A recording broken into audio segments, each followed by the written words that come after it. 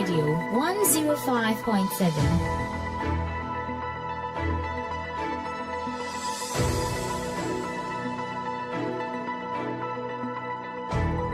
Action Power TV, the way of salvation.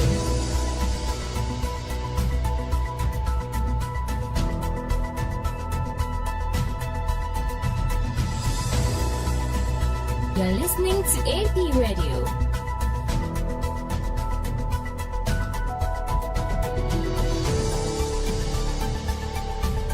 Action Power TV, the way of salvation.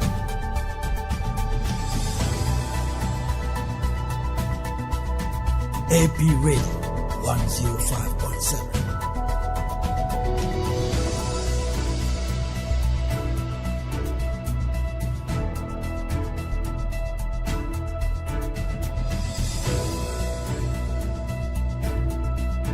You're listening to AP Radio.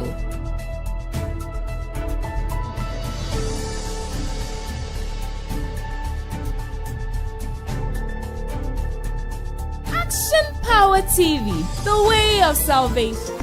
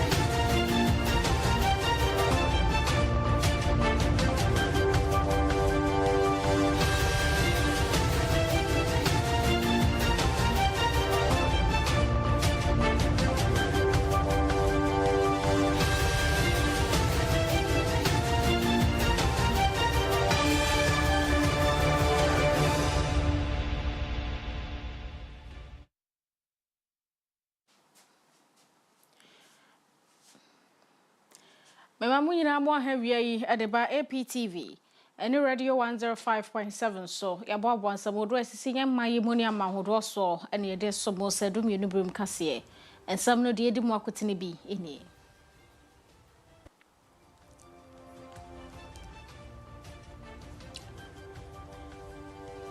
Iyama mpani hesasalanse John Dramani Mahama memu a wabebuo no Afia di kan mo ene kuo bia ye hwehwemu de abeto abonte se onheda ammo ne homoden e wa Afia di kan nim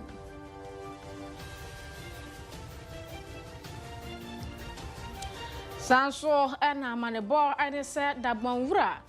ato anananom e wo ansiado namso mampadufo ene se modo abeto dwa e wo ho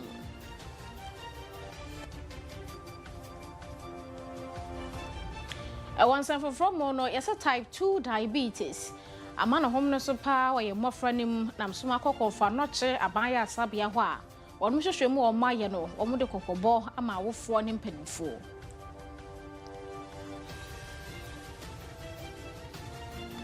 Sabay, dread you want some ever to me upon him, I won't climb Pumpunimantam mono.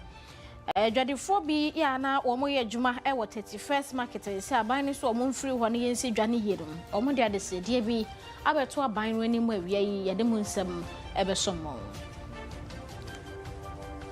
Dodono aka ye ho ne aboabo no se ye mpram to broadcast APTV and radio 105.7 so connews.apmedia.gh.com ubenya online stories no in Facebook and YouTube handle ne APTVGH TikTok Instagram and X and Tentafidi ni APmedia_GH jumedi nyina wo ho ukona follow yen page no subscribe to yen channels ahodo na fei ba like ya share ye niema ye de egu ho nyina mo son for boss lady Afia Kyem Agyemang.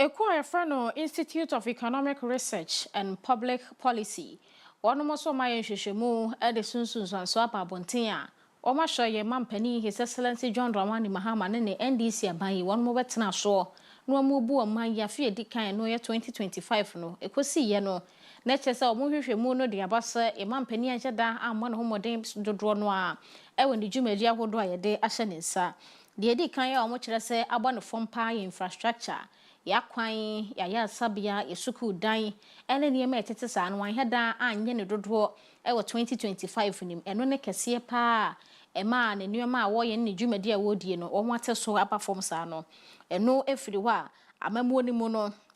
yesa so ewo nipa atena ye niema aban no digu akwan mu ebu a nipa atena ye mu nsem eno so anhyeda ampema anko ne nimbia sa ukọ manufacturing sector anase industry sector no a eno so mo kire mu se enwuma dodo no anhyeda ampema anko ne nim eno ho hyehyeye ene niema bi no mo keka bo mu a omo dia beto dwa se ye mampani dwumadie anhyeda nso ene e ko wiase ohanu omo chiche mu a emu aduanan kron 49% ene omo de ma ye mampani amemmuo e wona Afia dikan 201 promises so wo fa NDC manifesto na obetumi enya wom na sa 201 promises ya ye ka ho asemi no se ye fa report a ye ya se ofa 201 promises na obefa afi 2025 atwamu na sa 201 promises no ye hwe de ronika na se data ana se information a ewo ho na sa 201 no emu aduonu nkono 29 promises pe ene na ade a within 1 year no person na boss ne tie no na NDC aban no ebetumi ediso ana se wo fa indicators wo ha omo betumi afofele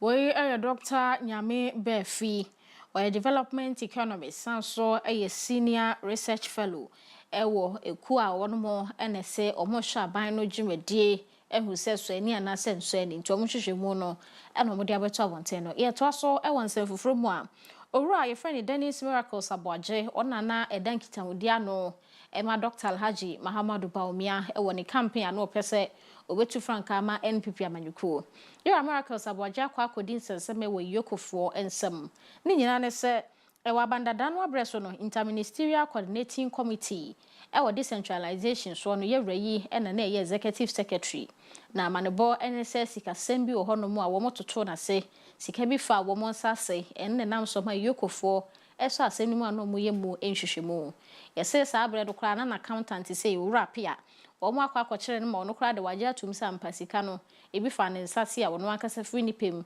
echiechia ne nkakra your Miracles Aboagye kopie mu wa manone ebra wo betisi o man mu Santan Accra International Airport ena wo bokọkire no a omode no koma yokofo ye kasai yese ya ma ne bail de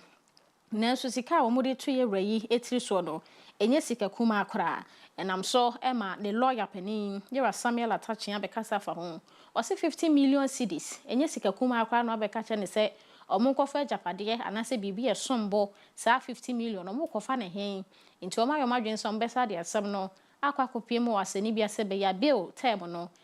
court betumi ayi hu bibi e de ama wo mo past record is showing that they've invited him here,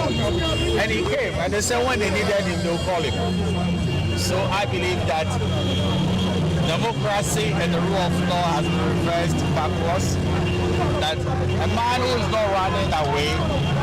and is decent enough to go to Kotoka International Airport, or what they call the Accra Airport, is arrested and detained on this one. I don't believe that is how we should conduct affairs. It is not proper. As if he's a common criminal, and I don't see common criminals coming to Kotoka Airport. That's the first point. The second point, which is very, very interesting, is that, look, you interrogate a man and you are running over 4 hours. Marking time until we got our turn. In the final analysis, the bail conditions are cruel and oppressive. Look at this very hour. They are about to exceed the 48 hours as enshrined in the Constitution. Where is the gentleman going to get?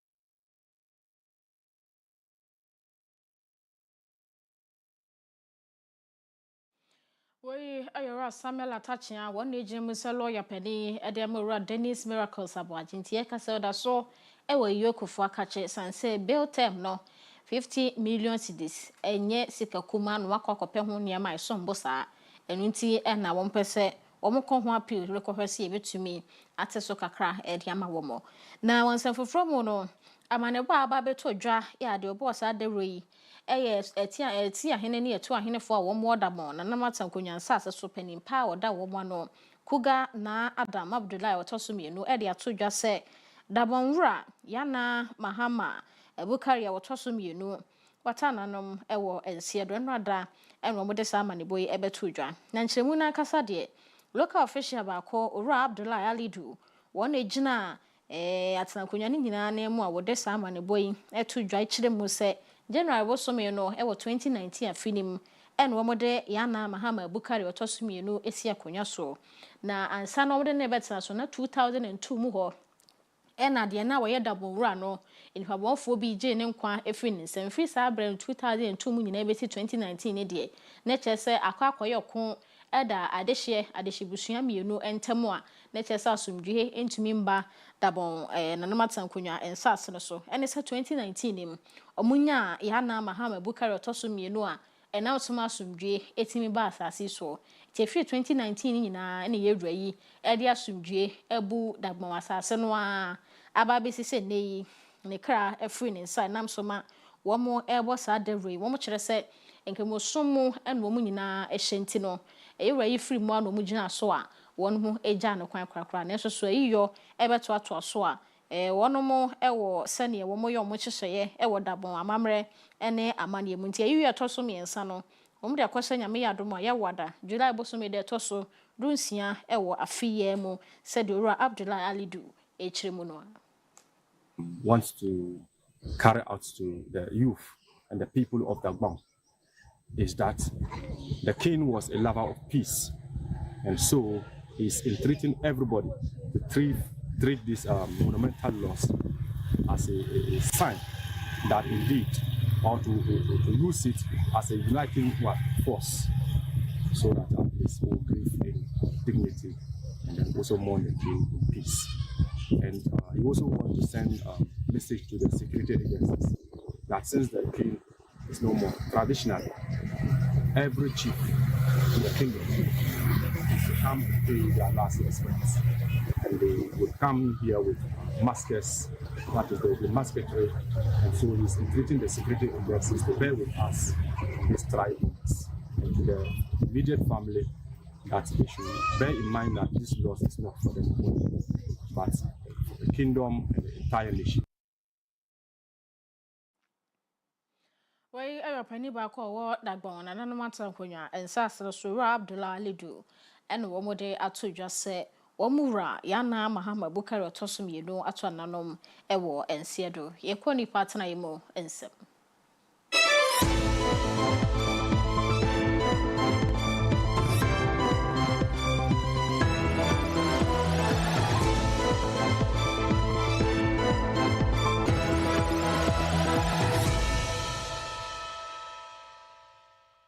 This segment is brought to you by King's Home Studios.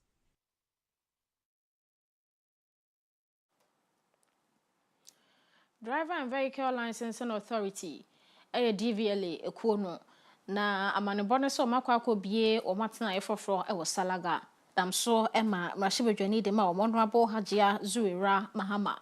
Anase Mohammed de atudwa se ebeboa adrabafo wono mo etwihyen wo mo etwimoto pragiafo aboboyafo omo nyina betumi akwa akwaje license a ebetumi aba o mo dwumadie mo kane no na omo tu kwan kwa kire na omo akwakonya DVL officer ebetumi aboama omo agye omo license ne ade denso ne ya Salagafo watumi nya bi no ebeboa de hya omo East Gonja municipality nim ene wo mo abimbe ho nyina enam so ema wo mo mrahye bedwani e dia sedama ye mampani ena fe panimpa DVL ko no da wo ma no se watumi adwen Salaga de hye ho na o ma bebie office ho a ebeboa akonia be di ensem.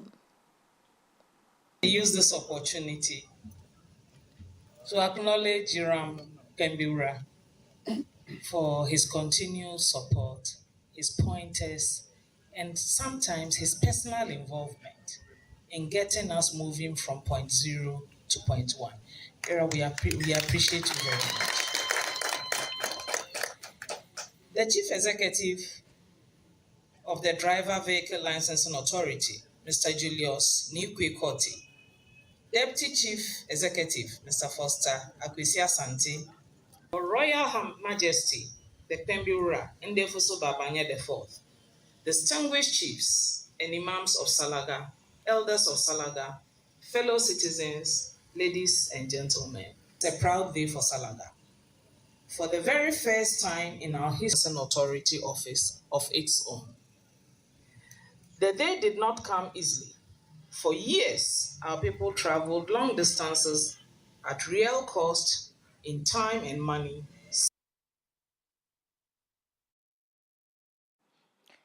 We Rashabejani de Masalaga South abato empeso no Honorable Hajia Zuwera Mohammed. Na yeto so ansa fufuru akonfa no kye abaya asabea empanimfo kukuda mombo ho ese wo ma ye hwehwemu ababehu se diabetes yare no omofra ba akubi type 2 yese no na eye napa ewo emofra mu na kyese wonta ho bi ewo emofra mu na so nei emofra dodo no a yese diabetes wo manya bi no ebu ha mu nchemu du no 15% de yese ye type 2 diabetes ni bi ya ehu pa ha dwen ewo man kane no na wo mu hwehwemu a ebe 5% pe ena ye type 2 diabetes ewo mofra so nti ne ye ahwiri akwakodu 15% de omo ne se ye de hia de a eseso omutum ye bibi ede efa ho okokonfa no che abanya asabia ho a child health specialist ba ko fa no Professor Emmanuel Ameyao wona de atudwa se ehu pa ye se etumi ko mofra so nti esesa awofo ene mpanimfo etumi keka wo mo ho ne ye boa ye mofra no bibi etese wono mu nuane mu drink adoko a esichire doso ewo mu eni nuane edi egugu konko mo no enya de esese etimi ma mofra edi ko wo mu dodo sa nti esese yeteso ema type 2 diabetes a eba no homne so mofra so no ebetumi aba fom. Found about 15% of our children having type 2, which implies that a lot more of our children have type 2. In Ghana, when you become big, they say, oh, this guy, you are living good. They praise you, they praise your wife, with those who are adults and working. But obesity is associated with a lot of diseases. In addition to the insulin resistance and developing or leading to type 2 diabetes, children should eat and eat appropriately. Professor Emmanuel Ameyao ene se yenhwe ye mofra na didie mu ye obaye kese dodo na wonam ne se abofra de wahwe ne ye ene wanyine fene ade a ene onya ade ye de ho ahoa ye ho na pomudin mu ene se ye de ho ahoa ye ho nti yenhwe ye mofra ne ye omedidie mu se be ya diabetes yade e ma no homne so e wo mo so na yenkwa akwa so e we dwoso mansini mu asante wantemo wo mo hene ye na no saifosu edetwum na de adesede atompanifo nimfa wo mo kwan no ho edwoso ede kokwa so kwan no o kire se NPP aban no Omo breso no mo hye ase senko mbe ye kwan de ama wo mo. Omo adwusu bibia kama. Yen hwe metwitwa gata tento nchen fa kotal nguso a ene na akwa ya asem no tinana ene assembly member ena Afia ade hye wo kronim ena omde ade sede to aban no anim se be ya obetumi abeye kwan yi na aboa wo mo e wo makọ na ebedi mu. Yen yakwa de wa wonim anu na afa aso free juso ba ye bedwi su free juso bepem ha ebesi ne moni akrachefo mona mubu o man no we ohene ntine sabi ohene ni bia oso okwa akoyi kwan o free juso ba no wa o fa free juso edru da ho du do na so na edru onwe na edru asiempon a na edru kwaso a na atwem kwaso kopin as kopin kontasa an awerho but yes man panin ye nyina ya ban no onye ba akofo de ti mo nye nyimu na wonka nyina mfutu se obi support no one support no onye ye nyina ya ganafo chefa bi ewom bi atitru chefa bi akwaso obi ana aba no amayenso ensanka efiri juso ba kwaso ye nkwansini anson ana kwa enu nson enentete hunti kwa na entitia aso di agora beto befa don hire ba ko na mfa ntwa juso medru kwaso what there you know we are and the trotro fa wonye obi ajai taxi ajai because so kwa ne budget betu ne tarot betu anti say dwuma pa say what the for 4% ka kwa dem free juso e be sen ko be kwai akwa dem be sen ko lake akwa dem be sen ko oboase obetuma fa sa akwa yi so a be sen ko keep enso kwa no making we chinyefo a bra na fa so ka odinam bia no you feel the pain but me sre wo mo se kwa no de o medum ye no mehwemai We ayakwaso hene no sefo su aditwum edruachire ya assembly member wakwaso denteso electoral area honorable setobin yamoa enso so ede adesede to aban nim ono ene adehye won potemonya no mukabo mu a omo sesa o makwan nya wo madi hiade esensa wo mankasa wakwaso no kwan ne hia wo papa se won mo beye de we de kwan no na eboa ma o mokoba munsa etumi ko wo ma no enti aban ne hwe no ogu kwan yi so gidi ye se ebeba nnwuma nso e wakwaso ne potem ho etumi apija na how pa kese se de wo ba kuri mu wa bra wo bra ya asana ura ha na ya how kese pa eno se ye kwan e free eduso betwom be ko be kwai ana se kontanse no eno ne ya how kese pa se be ya akwan no na enye de na nso ezan se amarada ne nsa kan sanka o ye ni amaye no na eduru ba bia ba sesa no ba ye no ama e bre o de zaka kan ma so tutu pa yi ama o ba free juso ba na e kwanti e bi na nso so esa ne e koso nti no o siso o bre di se o drive kra o meduru ho no na ye se ohunam nyina ya adawafo a ye adwuma e wo so no e ka se isuma wo esa se o mo bre wa kasa me ya me drive kra ko ba de kokra na hu se honam nyina ya me ya enti no ne yesra ban mfa kwan ho kakra ne se chese wutu kwan kura akwadwo so a eboto ofokro kwa na lai abebo ama amaka ho ayeden pa for ye kwan hu nti no na akoye se yesre ye mpanimfo kwan ne de nukure ne nyame anim ni kwan na nkasa de eboto ofokro ko pe na lai esa ho lai sa wotenten ama card bi kura bedru ho a wo yesre no no wose menko ena makwan ni nti no chese wonko no wapake na la no so nipa ni gina ho saa o na ade a obeko nti just a chopper plug ya na dropping ne yafa bi won so a taxi sky ni kwan so oje kola na ena makwan ni nti no na waje na no mayi sai me washing machine asai obi meye mame no obedru ha wose ye kwan ni nti no oje 5 million me ne ne ka wose kwan ni nti sanya kwan ne de anko onye sa bete ye kwan nti ne do obeje na obeje hospital nso no akoye se ye na apemfo no edru ba bi a ne ya bo akiri se ye mfa anko bete kwan no nso nti no wo pe drop kra de pemfo kra akọ ho nwia nadwo a wunya ni nyina gina ye kwan ama ma ne de nukure ne nyame anim ni Edwadifo ye kwadwo so kofa de abasa de ye anka ha ye beton enya kakra kra de ahwe ye mana ekwan yi nti no okwa awo ma wo pentosi ata wonya wo pemakwata wonya wo bisa ya na de bibie ni dwemo se ekwan ni nti ya anko just ye problem kase ye kwan no ti ye sere mpanimfo se mu hu ye mobo se de ye a ye ho behen ha ye kakra yanso ye de no Ejoso kwaso kwan no ena kwaso adehye se no ne wo modi hiade pa nti aban no nhwe ene yi a wo so akofa big push aba de gugugu akwan hodo so ne dwumadi dodo no a ena wo mo hwa kwan nti o mehwe ejoso kwaso kwan no ema hoto ntumi ema wo mo setene mo e try ho akwaje abo afon krato e ba e kodwadi mo ensem.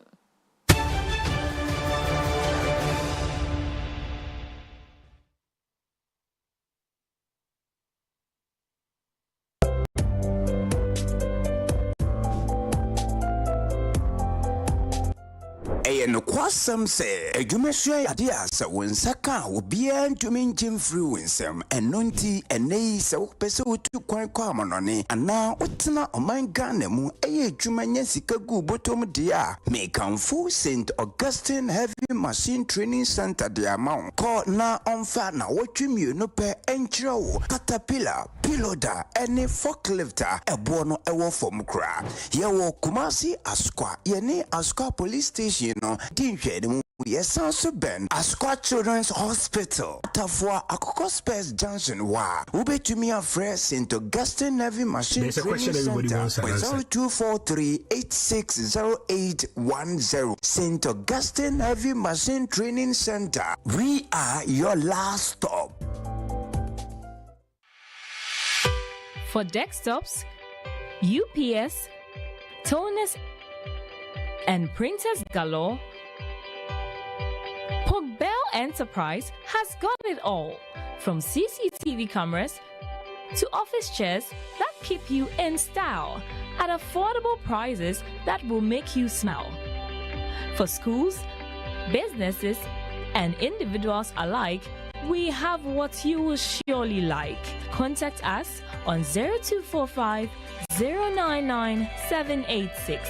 0245 099 786. Bell Enterprise. Shop with ease.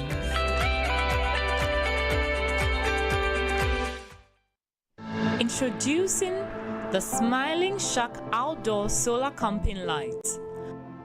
A new modern way of lighting up your world. It's a powerful portable lamp with 2 modes of brightness, a strobe light, as well as a flashlight. You can power it through solar charging or Type-C charging. With a built-in high-capacity lithium battery, you can also use it as a power bank to charge up your mobile phone through USB. To purchase one, contact 055 051 5323 or 053 520 3534.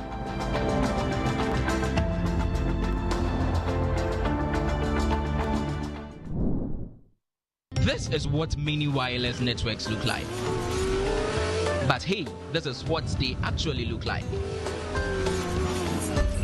Introducing Kenny Rose Wireless. Switch to Kenny Rose Wireless and enjoy streaming without buffering, communication with no lagging, business without restrictions, and achievements with no limits. Get connected today. For enquiry, sales, and support, contact us on 020-8282-810. Visit our website on www.kennyrosewireless.com. Kenny Rose Wireless, internet made easy.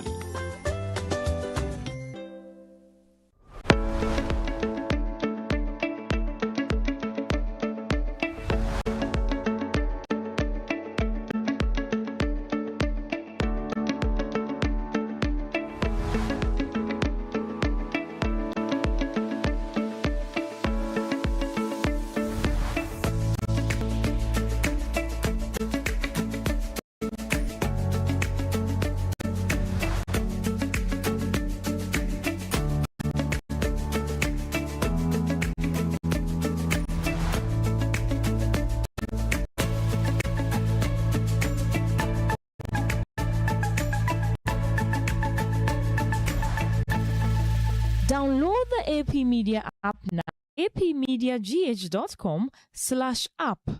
It is currently available for devices. Coming soon to Play Store and App Store.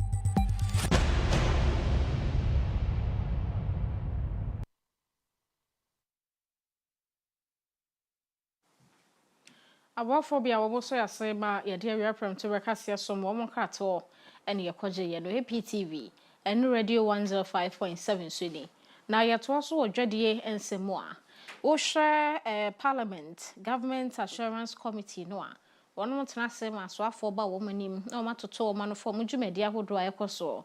na so afo hwe nuane na afo akuayo ensem so no nyafo erikopoko kopie mu wo manim mo mabusa na fankokon ketenkete dwumadi no ho yewra yi se ampa eba ya no omudi kan echiche bi manipa dodo a wo mba begigiye so mo koyen wo mafiefie mu omo wiye no no ene omode ma wo mo yen emmoa na kasie mu pa poultry farmers na kasa ema mo so begibie na yewra yi se wo mo begigiye so mo koyen no mafiefie mu no wo mo kokuku nkokọ na wiewu nkokọ no mo yen omo mo nyini wiye no wo mo awewe wo so ho kra na obu ho wetwa video se nkokọ nketenkete na bi na anyini a ye wie wo kira se ubetumi awedie na enso so obesere wo ma agege ko mafefie mu no de o mo awe no eye de aka no wo nye wo mo mo nyini na tirimu pon se na mo betumi ayenyen mo ano na akọ nanim aga na ebeduru baabi yenkra nkokọ fa maye maye mu biom enti de o ma awe ne de eye de aka no wo mo nye se be ya ebetumi atutu nkosua dodo no ababa bekeka ho se be ya nkokọ nketenkete dwumedie no ebetumi akọ akire clocks to be fixed on the wall for people to look at. They are meant for consumption and indeed local consumption. So even when you encourage them to sell, they are selling to local people for consumption. So the ultimate of this investment is to boost local consumption. Okay. So that our people can develop taste for locally produced bears. And that will shift the demand for imported poultry to locally produced ones. Because as we speak, on annual basis, we spend $350 million United States dollars to import poultry products into Ghana. That huge amount of money is creating jobs in those countries at the expense and peril of the youth of our nation. And that is why we said that with this project, we are going to unlock the full potential of the poultry subsector for job creation. Tiye o mo awe yesi ya mususu mo we bia no mo jabi sebe o mo betumi atoto nkusua ma afoforo nso abeka nketenkete na eba no o mo nyini ni ye wi bi ni ye ton bi sebe ye be kakra no ye nkra moa ebibite se nkokọ ne ade emfiri obi ma so emaimo na ye ko makwala market 31st December AMB adehia wo mo ho na se dwadefo no na de adesade to aban anim sanse na nsentem ni ye be ka kire so muntu aban no pese wodwiri saa dantia na wo ho na omode eye yedwa no odwiri ni nyina aguo na wosi dan kese abronsan a ebetumi aye dwa kese de ama wo mo adwadefo se won mu ntia de aban ne pese oye na so no eyemre kakra bi na ode ma wo mo se wo fantu omo hu ye nkia ma wo mo bre bebre na wo mo de aboabo wo ho afi so nkia ma wo mo ba bi a wo mo nko se be ya mo wie de wo mo be ye ya sa mo mabo mo nchi we de ankoba ne sa ye ma wo mu baabi a ne asa ma mo break akra mi tedwadefo no e de adesede eto aban nanim se obepa baabi ama wo mo mbekọ na fesu bre no obema bia be mu se be ombetumi e de aboa wo mo huye ye wa 31st market 31st ni ye wo yi ni amani nyina me kwada bre mu nyina free rallies park ni ba ho there say a ye nya baabi enyi ye ni amanu enti eho nkruma nya adoa moko ntos nti ya dia ya tu ya ba kwanu hu ni ya ba ya nua na ba no say aba nti adaruma papa na adaruma no omo ya baby ni ya share ni sebi ya no aduane ni ya nya ya no aduane ni ya ndi nti kakra ni ya wo ha no nti ya pa abanu cho no nhwe 31st maye 31st market on hwe ho maye onye den wo ho ma on siesie ho maye no maye baby car ni free kwanu so a obe park no yi nyama ni ya di ya dwa ti se first ya di ya dwa no ya pa no cho ya di ya dwa ti se first jeje wo ho ni ya di ya dwa no ya di ya dwa no sa to we ja ga ni tonje ma mo na me ji oja twen lo le gbe non ke ma stores yen e wa gbona be ke amba mo hie amenje ko ja twen ameta ko be stores che be ka me fa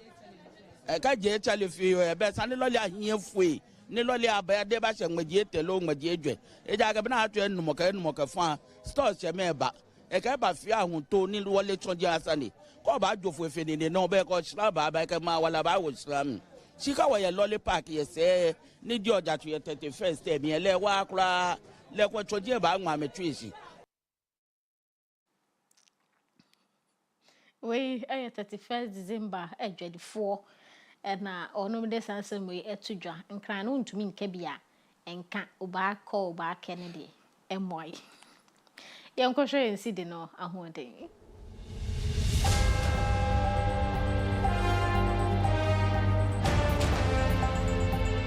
Hola no ene o se Sunday I want this one 11 cedis 48 pesos Samson I would cedis $1 ni bi 11 cedis 49 pesos Afa wo se san euro e dia ba cedis no 13 cedis 7 pesos o pesa wo di cedis eji euro ni bi no na 13 cedis 8 pesos Yes sa pound e dia ko cedis no 15 cedis 34 pesos o pesa wo di cedis eji pound ni bi no na 15 cedis 35 pesos ayi cedi no na ho de ewo amahudo bi esika ni ye kwa godie no ensem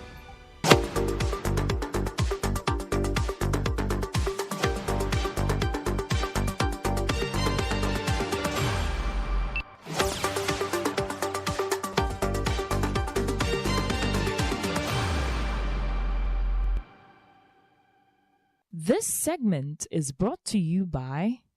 Pogbell Enterprise.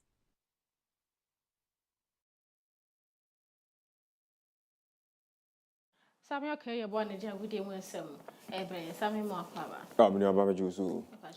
o e jana do me ho ye na so e akopando e jana si yenko sana kwakoye emre ne ko agudie mu nsem dumye no kase ye bo na me de to aso e dia me so e sam okay ye bo a se ne minu aba ne si ye introduction sa pepepe na esitie e ho obetimi follow APTVGH TikTok, Instagram na for YouTube, stream live afin so AP Media GH Facebook so live stream ni so so www.apmediagh.com official website to call church on semi brede go social political issues, governance, economics, finance, afin so sports, entertainment, nyamesem kakran so ye dibi ahemu afin so latest from a foreign news no amano ne nsem na se amanhodo so nsem no alcohol actually be edi go on ma www.apmediagh.com no ma bi so live TV stream and live radio stream to say open TV ahwe na say wo channel TV ben wa betimi log on and afio per radio t na say radio ben e wo chira betimi log on www.apmediagh/live TV and /live radio obenya bi ati no nya bi so ahwe na ma me fa ncha so kokoma japia kotoko ni mapa ono de ne kotoko sem de ofeni agro avensu ko kas Guinness Junction John Check yes John Check goalkeeper number 1 John Check ono so wie we bia tuma obieti AP radio e wo kas Guinness Junction hono ma ono de ope bia oye plug yes the number 1 plug in town John Check e wo kas avensu ko edum ene important hono mo dia brother Nico do na friend Taylor to pack it do edum na so Taylor na friend to pack na obi ado be ko na so e mema afade de obi ju style ma be fit be bia be ko bia be nice it to pack dum to pack obi atum obi ati AP radio 105.7 TP kase body odu a ewei obi a ATB ewo edum ene important ho na ma me sha ase free Ghana Football Association ne head coach papa your friend of Saberi Carlos A. Kairos na entire free na catch eba ne say I say call World Cup ni no the letter eba it's now a tussle between ministry no and afi FA no and afi your coach no na mo kaya me be story ne say your minister Honorable Kofi Adam sports and recreation minister no say any social media so ye gina resign more appointing no any social media so more appointing nti unti me ka say wa resign wo social media nti na ye twen official letter no zona me ka say akoye say we say say ne de anigisem a yati ne say woko Carlos Queiroz any sports ministry na and afi GF na enche ahwa ye beti good news say bia ya extend your coach no and a contract no it's a man 4 months until after the World Cup until the World Cup ne ba ya the bisi no emunchire mu no woko seasoned journalist and as a senior journalist Michael Otieje e de munchire mu kese no ebeboyen. Final didn't happen, but victory over Panama, draw against England, got Ghana through to the knockout to the knockout stage of the World Cup. There's a question everybody wants an answer to, and I think I've got the answer. What happens to Carlos Queiroz? My answer to you, Carlos Queiroz will remain Black Stars coach for at least a few more months, potentially a few more years, and I'll explain to who why. Basically, Queiroz was given a 4-month contract to work as Black Stars coach during the period of the World Cup. His target to get the team out of the knockout stages, potentially take them to a quarter-final place. Quarter-final didn't happen, but victory over Panama, draw against England, got Ghana through to the knockout to the knockout stage of the World Cup. And then the GFA had to make a decision. Here is why the GFA has made a decision that Queiroz will stay as Black Stars coach. Essentially, the Black Stars are in Nations Cup qualifying in September. The Black Stars failed to qualify for the last Nations Cup. The thinking of the Black Stars and the thinking of the GFA leadership is that if they change coaches, new coach comes in, must adopt a new philosophy, must change a lot of things, and this country really cannot afford to miss another Nations Cup. So Queiroz will stay. Queiroz will be Black Stars coach. Queiroz already met the GFA in New York sometime last week and laid bare his plans again. There has to be a big negotiations about his deal and his financial incentive and everything. Queiroz has brought in people, he's brought in dietitians, he's brought in kids managers, he's brought in goalkeepers, trainers, he's brought in a lot of people. He wants to keep working with those people. So Queiroz will remain Black Stars coach. And the job for Queiroz is to get Ghana to the Nations Cup and make Ghana competitive, potentially win it again. Can he do it? I don't know. What must change? The football must improve. He must trust attackers more. He must lose his unbelievable, sometimes crippling fear of experience. And then he must get Ghana to be competitive again. But as things stands now, unless something changes dramatically, Carlos Queiroz will stay as Ghana coach, and he will be the one in the dugout when Ghana begins. Michael Otieje, senior air journalist, seasoned air journalist, on Audience Moa, Coachiri, Edema, Air Ghana for Nina, fire coach in Hunti. Say, and in 7 o'clock, in Uchrimu, Nasa will summarize here. No patch say then coach in your betina. Na fi nyame adoma afcon na yebeko no ye expect say odi yebeko na wetimi amagana ya be competitive. Yes, you competing. Yes, we are just going to add up to the numbers. Name ye konkodin na say be kwa betumi age a tasker ye de ema papa Queiroz na ukọ na so ye ho no ma bi ma we dem di twam keke say abosome no America dollar no ogibi empimadu wotwe empimadu wotwe na say 80,000 a year US dollars month anti papa no nye say obawe yi keke bosome no so ni nkwamu ede anti so obeba be adwuma 73 na bosome benya $80,000 ade show hu one side a one empe anti 80,000 there utumu say sika bia unyamu kakra bi kra butum da ne mo okrom ha me coach me coach me nkokura bre me coach because when your friend pension money anti that bi na manyina mabọ kokura na utumi na yin tu no ma koyi coach because menya 80,000 there krumedu rade boam you tiento aso na yɛnkɔ ɛyɛ Sani Dara former communications director at the Ghana Football Association na ɔsi say the Ghana fo nyina yɛn lower your expectations ɛwɔ yɛ Black Stars nim esan sɛ ɔsi before World Cup no na nipa dodo na predict especially mpanyinfoɔ na predict sɛ Ghana yɛbɛkɔ fa yɛbɛtumi akɔ akɔgye ɛyɛ tournament no nti ɔsi yɛkɔɛ na amamu no ɛno na de akomate heartbreak ɛde ba ɛyɛ Ghana fo no eti ɔno Sani Dara no de ɔsi anytime bi a Ghana yɛkɔ tournament bi a na yɛ predict sɛ yɛpɛsɛ yɛkɔ anim kɔkɔgye tu bɛho ɛnwom ɛbɛbɛ nyinaa de ba Ghana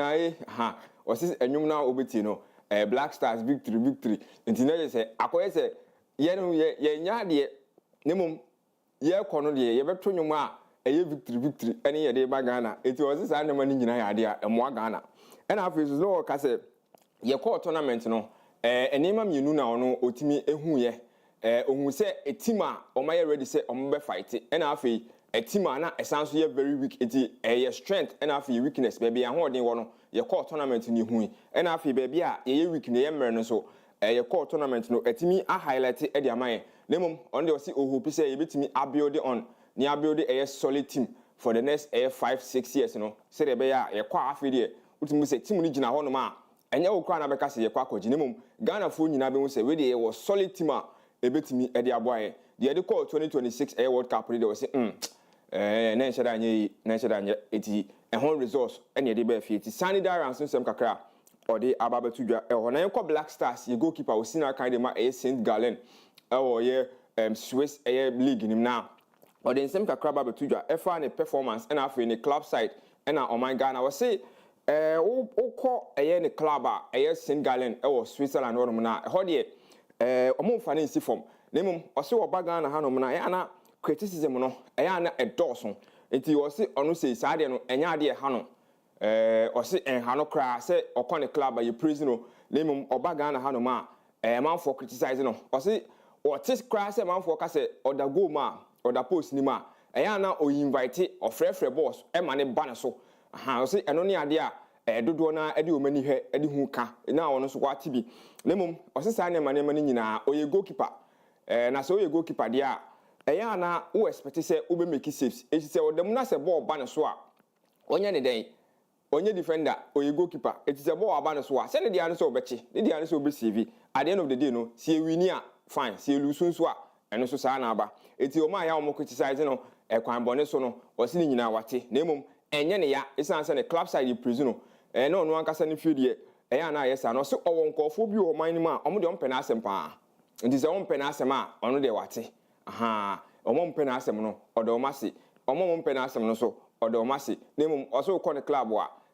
ɛyɛ ana ɛmanfoɔ prison ne paa St Gallen hɔ deɛ ɔse ɔmo nsini fam na ɔse ɛmanfoɔ koraa ka sɛ ɔnyɛ good communicator ɔwɔ akyire hɔ nom a ɔntumi arrange ne backline no ɔse bɛsrɛ mo saa asɛm no ɛyɛ a moto mo bo ase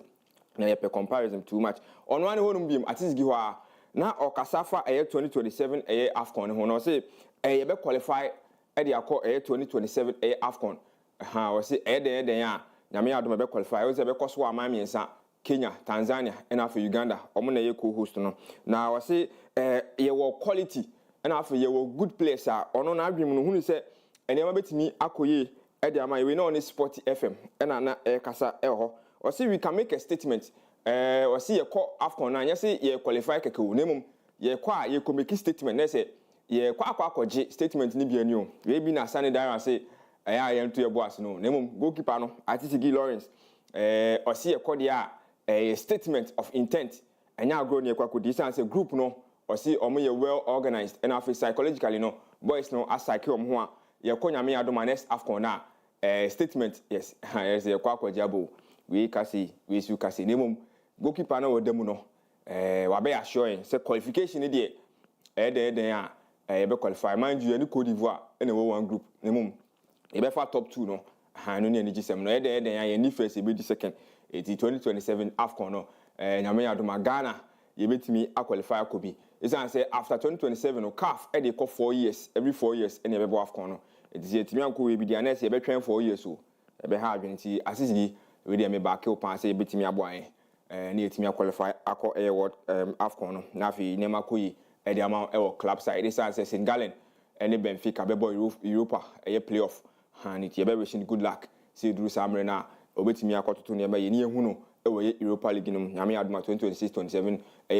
Europa League season no and so be good news e dey ama Ghana nti atisigi ye baako aha na yenko World Cup no esan say do semi-finals na semis no and a match baako kese pan beto dwa Le Bleu of France and La Roya the Reds of Spain na the guys from Madrid and the guys from Paris and they about 7 p.m. and as a match in the back so live commentary AP radio yes commentary in TV radio 105.7 Emmanuel Poku Kepoku Game David Kepoku all social media platforms 7 p.m. exactly 7 p.m. and I say the live commentary at the amount is it going to be Spain and I say my friend France Spain the semi-finals me can say wako baako pɛ we can want me Spain akɔ semi-finals baako pɛ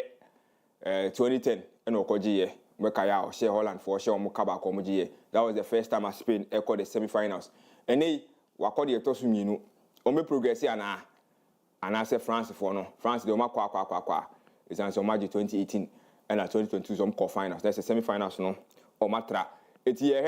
and La Roya versus Le Bleu yes the Blues France Le Bleu eti the Blues omone the Reds and Bishia and then Kylian Mbappe be connect to neck toe to toe with Abrante Feno Lamine Yamal Kodameko eti we muni key players we muni Mranti Aman for do na because Aman for ka say wa obe you yon free mu na say otimi ko finals Ballon d'Or no afi no project hu yi pa eti Euros you will say France ekoshia Spain and Spain you move from eti we world stage World Cup and so the France for atama de abo mobo Mbappe you say wa she 8 goals World Cup Lami yes Akrameko so young player of the tournament on so ekeka no ho eti 7 p.m. Senem Kaka live commentary AP radio 105.7 na what time chuku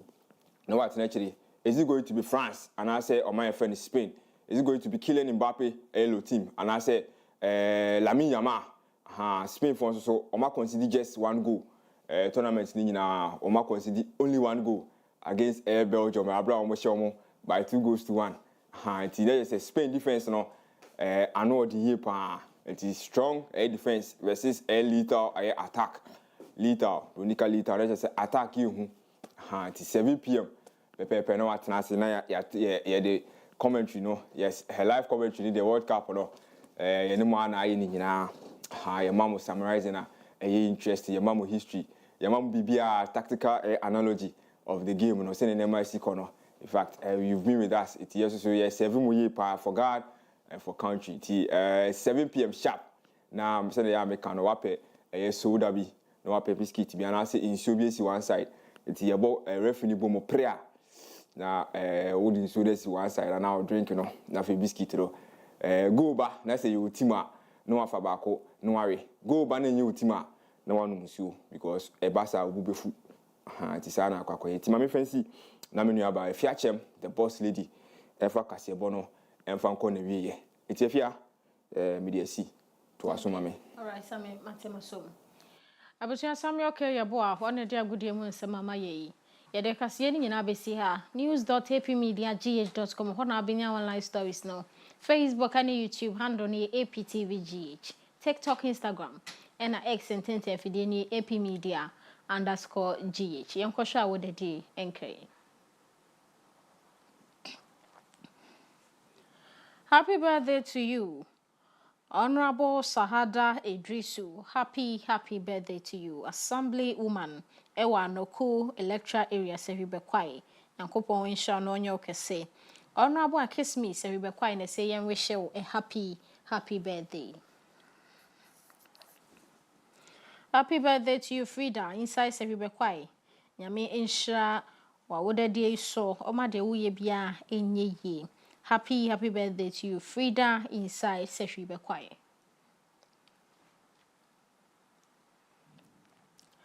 Annabella Ohimache Amo of Joy Hill School, Accra, Masamai. Happy birthday to you. Oh, of Frederick Owuswan Ponsan, Kofi Bedu Chrome, Ghana Immigration Service. Honest wishing wofa si Annabella happy birthday. Indiana, nyame Emma Wunyinimo enyefe.